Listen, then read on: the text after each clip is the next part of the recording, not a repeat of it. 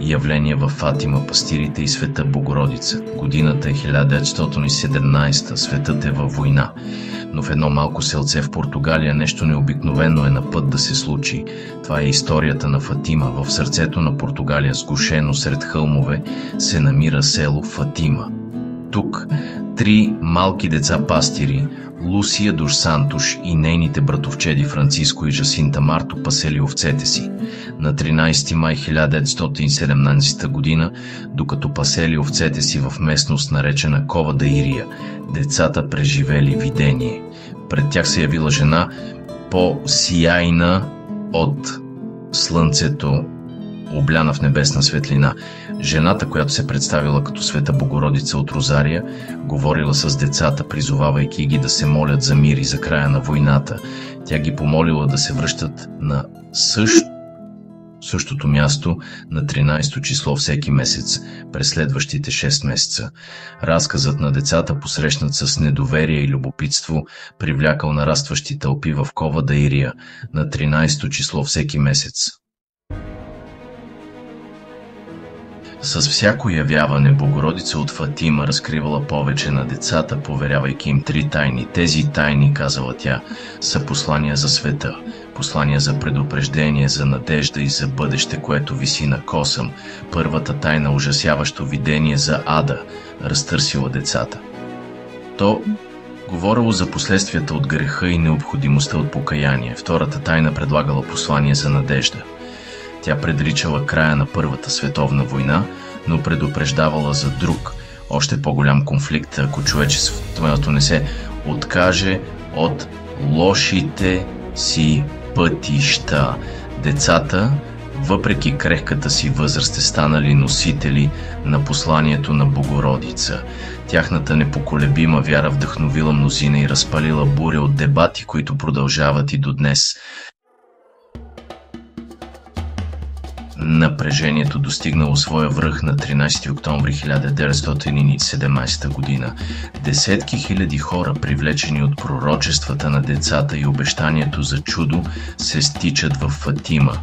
Атмосферата е наелектризираща, смесица от очакване и страх тогава, докато дъждът се лее от небесата. Децата обявяват, че Богородица е пристигнала. Изведнъж дъждът спира. Облаците се разделят, разкривайки слънцето като въртящ се диск в небето. То хвърля разноцветни светлини по земята и сякаш танцува и пулсира. Свидетели описват как слънцето пада от небето, само за да се върне на мястото си мигове по-късно. Това събитие, наблюдавано от вярващи и скептици, става известно като чудото на слънцето. Събитията във Фатима разпалват буря от дебати, която бушува и до днес. Вярващите сочат непоколебимостта на децата, документираните свидетелства на очевидци и официалното признание на явленията от църквата като доказателство за тяхната автентичност. Чудото на слънцето, твърдят те, е свидетелство за божествената природа на събитията. Скептиците обаче поставят под въпрос достоверността на разказите на децата. Те посочват несъответствия в свидетелските показания, липсата на конкретни физически доказателства и възможността за психологически фактори. Независимо дали човек гледа на Фатима през призмата на вярата или скептицизма, влиянието на събитията е неоспоримо.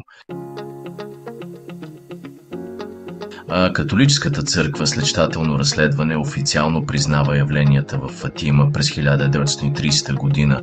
Мястото се превръща в основна дестинация за поклонничество, привличайки милиони посетители всяка година, търсещи утеха, изцеление и духовно обновление.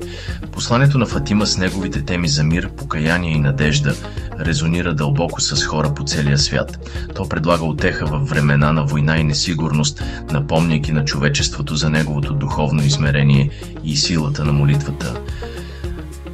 Третата тайна, разкрита най-накрая през 2000 година, говори за преследването на християните през 20 век и е интерпретирана от някой като пророчество за опита за покушение срещу папа Йоан Павел II през 1981 година. Наследството на Фатима се простира далеч отвъд сферата на религиозните вярвания. То служи като напомняне за силата на вярата да променя историята, да вдъхва надежда и да разпалва дебати. Дори днес събитията в Фатима продължават да ни пленяват, вдъхновяват и предизвикват, напомняйки ни за трайната сила на вярата и мистериите, които се крият в сърцето на човешкия опит. Абонирай се за още свещени мистерии и тайни от историята. В Кодексът търсим истината отвъд видимото.